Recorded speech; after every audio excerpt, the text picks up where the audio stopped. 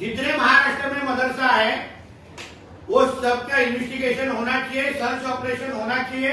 उसके अंदर क्या हो रहा है, कौन कौन उसके अंदर रह रहा है, कुछ वहां वेपन्स रखे गए क्या, वो सब चीज का इन्वेस्टिगेशन होना चाहिए।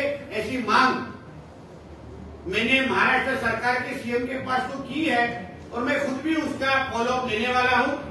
मदरसा में शुक्रवार को छुट्टी देनी है, मतलब हमारे देश के अंदर रह के अलग कानून और एक अलग पाकिस्तान बनाने और अलग इस्लामिक देश तैयार करने का कुछ इन लोगों का बहुत बड़ा षड्यंत्र हमको जो दिख रहा है, उस बारे में मैंने सीएम साहब को लेटर लिखा है। वो एजुकेशन इंस्टीट्यूट है, ये तालिबान के हेडक्वार्टर है, ये सब मदरसा।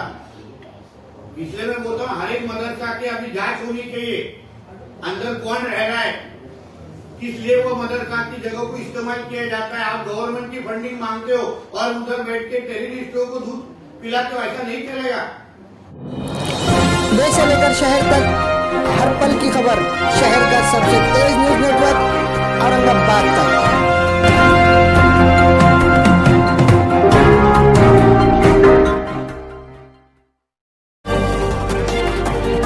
ऐसा है कि नंदुरबार में महाराष्ट्र सरकार के हमारे मुख्यमंत्री देवेंद्र फडणवीस जी का अभिनंदन करूंगा, हमारे पुलिस डिपार्टमेंट का अभिनंदन करूंगा कि नंदुरबार अक्कलकुआ में एक जामिया इस्लामिया इशाकुल उलीम इंस्टीट्यूट, ये जो कोई मदरसा शुरू था वहां यमन का एक नागरिक मिला है। ये इलीगल तरीके से ये मदरसा चलाया जा रहा था। उनका वीजा खत्म होने के बाद भी यहाँ के ये जो फैमिली है, जिनके ऊपर अभी पुलिस की पूरी इन्वेस्टिगेशन शुरू है, उनके ऊपर अभी कार्रवाई और इन्वेस्टिगेशन हो रहा है। और ये मदरसा में क्या एक्टिविटीज होते थे, ये यमन का जो कोई आके वहां रह रहा था, वो क्यों रह रहा था, उसका क्या इंटेंशन था, इस सब के बारे में अभी हमारी पुलिस इसके बारे में इन्वेस्टिगेशन हो रहा है। इस बारे में मैं देवेंद्र जी फडणवीस का अभिनंदन करूंगा कि इसी तरीके से एंटी नेशनल एक्टिविटीज जो है, इसके ऊपर हमको कड़ी नजर रखना ही है और आगे भी रखेंगे। और इसके साथ ही महाराष्ट्र में जो बाकी जो मदरसे हैं, उनके ऊपर भी मेरे को सवाल खड़ा करना है। उस बारे में भी मैंने सीएम साहब को आज सुबह ही लेटर लिखा है कि इस सारे जो महाराष्ट्र में जो मदरसे शुरू है, अगर इस मदरसे में इस तरीके के अगर टेररिस्ट मिल रहे हैं, इसके पहले भी विशालगढ़ में जब भी उस तरीके की सब शोर उठा था, वहां भी एक मदरसा में एक टेररिस्ट आके कुछ सालों पहले रहा था। तो ये जो मदरसे हैं, ये इन टेररिस्ट लोगों को बड़ा करने के अड्डे बने हैं क्या? ये सारे टेररिस्ट एक्टिविटीज ये मदरसा के माध्यम से हो रहे हैं क्या? इस पे हमको महाराष्ट्र सरकार से ध्यान रखने की जरूरत है। टेररिस्ट मतलब तालिबान को, मतलब मदरसा मतलब तालिबान को बढ़ावा देना। एक तरफ आप उसको एजुकेशन इंस्टीट्यूट बताते हो, फिर इस मदरसा में इस तरीके के लोग कैसे आके रह सकते हैं जो टेररिस्ट है?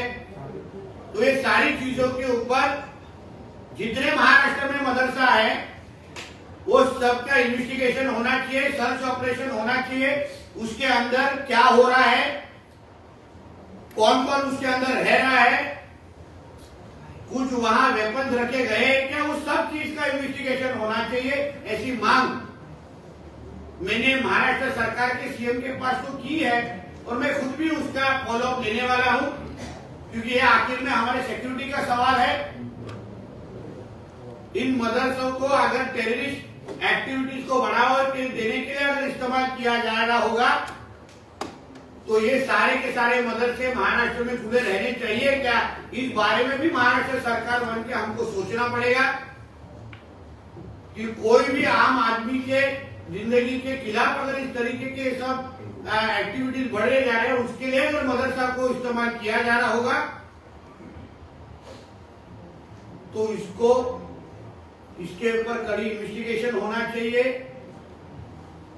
उनके अंदर क्या चल रहा है उस बारे में सर्च ऑपरेशन हुई, सब के बारे में मैंने लेटर लिखा है। ये जो नंदुरबार में जो मदरसा है, अभी इन मदरसाओं में कोई भी हिंदू पैर भी कदम भी नहीं रख सकता। कुछ सालों पहले एक हमारे हिंदू शिक्षक वहां उसने उस मदरसा में जाने की कोशिश की तो उसको चाकू से उसके ऊपर हमला किया गया। एक तरफ ये लोग सर्वधर्म समभाव का टेप रिकॉर्डर लगाते हैं और दूसरी तरफ इन मदरसाओं में कोई हिंदू भी पैर रख सकता नहीं है। हमारे देश में कुछ शरिया कानून लागू नहीं है। मदरसाओं में फ्राइडे को छुट्टी क्यों दी जाती है, जब बाकी के एजुकेशन पॉलिसी के हिसाब से सिर्फ संडे को छुट्टी दी जाती है? तो मतलब देश के अन्य विद्यार्थियों को अलग न्याय और इन लोगों को अलग न्याय, ऐसा कुछ दो कानून हमारे देश में है क्या? इनको एग्जाम के टाइम में बुर्का पहनना है, मदरसाओं में शुक्रवार को छुट्टी देनी है। मतलब हमारे देश के अंदर रह के अलग कानून और एक अलग पाकिस्तान बनाने और अलग इस्लामिक देश तैयार करने का कुछ इन लोगों का बहुत बड़ा षड्यंत्र हमको जो दिख रहा है, उस बारे में मैंने सीएम साहब को लेटर लिखा है। इस बारे सारे का जो उसका इन्वेस्टिगेशन का फॉलोअप है मैं खुद लेने वाला हूँ। मैं चाहता हूँ कि ये मदरसा में अगर इस तरीके की यहाँ सिर्फ अभी आजमगढ़ का भी आपको मैंने एक उदाहरण बताया जिसमें उसमें बड़ा एक्शन हुआ है, उसके अंदर ईओडब्ल्यू ईडी सबका इन्वेस्टिगेशन शुरू है। इसके पहले भी बहुत सारे मदरसाओं में वेपन हथियार रखने के भी बहुत सारे इंसिडेंट और अनुभव हमारे सामने उदाहरण हमारे सामने आए थे। तो मतलब ये जो मदरसा है इसको महाराष्ट्र में चालू रखना है क्या, इस बारे में महाराष्ट्र सरकार बनके जो उसके बारे में जो फॉलोअप लेना है वो मैं खुद लेने वाला हूँ। ये कब से रहता है ये उनका, कब से कितने सालों से रहता होगा से ये अभी 2 दिन पहले इसका सब अरेस्ट यमन के नागरिक को हुआ है। ये देखिए मैंने जो सीएम साहब को जो लेटर लिखा है वो ये है, वो आपका कॉपी आपको सबको दे दूंगा। तो ये 2 दिन पहले ही 10 फरवरी को इसमें वो यमन में जो रहने वाला जो नागरिक है उसको अरेस्ट किया है। उसके ऊपर सारे अलग अलग कलम लिखे। अभी उसके अंदर उस मदरसा के अंदर सब तरीके का इन्वेस्टिगेशन होगा। वहां के आपको एसपी और सब आपको इन्फॉर्मेशन वहां पे देंगे ये नंदुरबार के बारे में। ऐसी एक घटना जो है आजम घाटी में हुई थी, जैसे कि जिसमें जो एक अतिरेकी था उसको भी पुलिस ने पकड़ा, लेकिन इन अतिरेकों को हमेशा मदरसों में क्यों स्थान मिलता है? इसलिए मैं बोल रहा हूँ वो एजुकेशन इंस्टीट्यूट है, ये तालिबान के हेडक्वार्टर है ये सब मदरसा। इसलिए मैं बोलता हूँ हर एक मदरसा की अभी जांच होनी चाहिए, अंदर कौन रह रहा है, किस लिए वो मदरसा की जगह को इस्तेमाल किया जाता है। आप गवर्नमेंट की फंडिंग मांगते हो और उधर बैठ के टेररिस्टों को दूध पिलाते हो, ऐसा नहीं चलेगा। कल वही टेररिस्ट जब अगर इधर कोई बॉम्ब हमला करेंगे 26/11 और इस तरीके जैसे, तो उसका जिम्मेदार कौन होगा फिर? इसलिए महाराष्ट्र गवर्नमेंट ने जिस तरीके की भूमिका इस नंदुरबार के मदरसा के बारे में ली है, उसी तरीके की भूमिका अन्य मदरसाओं के बारे में भी लेनी चाहिए। इस बारे में मैंने पत्र लिखा है।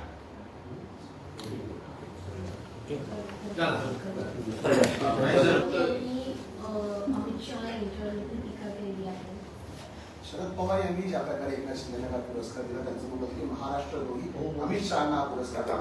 अहो संजय राजाराम राऊतला विचारेल, तू जो अमित भाईंवर जो टीका करतो तुझ्या मालकाला विचारलंय का टीका करण्याअगोदर? तुझ्या मालकाने तुझी मालकीन किती वेळा अमित भाईंच्या वेळेसाठी दिल्लीमध्ये मागे पुढे फिरतायत, याचे मग कधीतरी आम्हाला फोटोग्राफ सकट काही सीडीआर रिपोर्ट दाखवायला लागतील। तुझे मालक आणि तुझे मालकीन तिथे दिल्लीला अमित भाईंच्या गेटच्या बाहेर फिरत असतात। मग तू टीका करण्याच्या अगोदर जरा ज्याच्याकडून पगार घेतो त्याच्याकडून जरा विचारून तरी टीका कर। तर 2-2 चेक येतात ना, एक सिल्वर ओक आणि एक मातोश्री म्हणून. आता दोन्हीवर अगर लाट मारलं तर रस्त्यावर यायची वेळ लागेल. शरद पवारांवर आज त्याने टीका टीका केलेली आहे. कुठे आहे? म्हणून तर मी त्याचं पूर्ण नाव घेतो ना. तर नेमका ह्याचा भाग कोण? तर लोक विचारतात तुम्ही त्याचं नाव का घेता? ह्याच्यामुळे घेतो. तर आम्हाला वाटलं की तो मातोश्रीचा आहे आतापर्यंत, नंतर कळलं तो सिल्वर ओकचा आहे, आता हल्ली कळलं की मध्ये मध्ये 10 जनपदचा पण लाल टपकोन बाहेर उभा असतो. आता त्यांच्यावर टीका करायला लागलं तर म्हणूनच त्याचं नाव घ्यायला लागतं ना, कारण हा राजकीय तसा नावहीच आहे. हातावर लिहायला लागेल मेरा बाप. सर एक अजून एक हिंदी. प्रश्न होता. केंद्रीय गृहमंत्र्यांची मोठी कारवाई समोर येते. अमित शहा यांनी जवळपास 800 अधिक मोबाईल ऍप्लिकेशन्स आणि 3200 अधिक वेबसाईट बंद करण्याचा निर्णय घेतलेला आहे. देशविरोधी कारवाया या ऍप्सच्या आणि आम्ही ह्याच बाबतीमध्ये बोलतो. आमचं राज्य सरकार आणि केंद्र सरकार कुठल्याही पद्धतीच्या देशविरोधी ताकदांना आमच्या देशामध्ये ऍक्टिव्हिटी करायला देणार नाही. आता हा नागरिक पण कुठून होता? यमनवरून होता. तसंच जी आज जी कारवाईबद्दल तुम्ही बोलताय केंद्रीय गृहमंत्र्यांची, तीच भूमिका आमच्या सगळ्यांची आहे. आमच्या देशाच्या विरोधात जिहाद करणाऱ्या कुठल्याही व्यक्तीला आम्ही आमच्या देशामध्ये थारा देणार नाही. मग तो यमनचा असेल किंवा पाकिस्तानचा असेल तर कोणी असेल. या वेबसाईटच्या पण माध्यमातून जिहाद मोठ्या प्रमाणामध्ये होतो. मध्ये मी गेम जिहाद बद्दल पण मी सभागृहामध्ये त्या संदर्भात बोललेलो. गेम जिहाद पण चालतो. विविध प्रकारचे जे काही जिहाद चालतात ना, त्याच्यामध्ये हे गेम जिहाद पण आहेत आणि ह्या सगळ्या इंटरनेटच्या वेबसाईटच्या माध्यमातून पण जिहाद पसरवण्याचं काम होतं. म्हणून मी केंद्र सरकारचे ह्या निमित्ताने अभिनंदन करेन. आणि मदरसांसारखं महत्वाचं मॅडम मी तुम्हाला एवढी माहिती दिलेली आहे.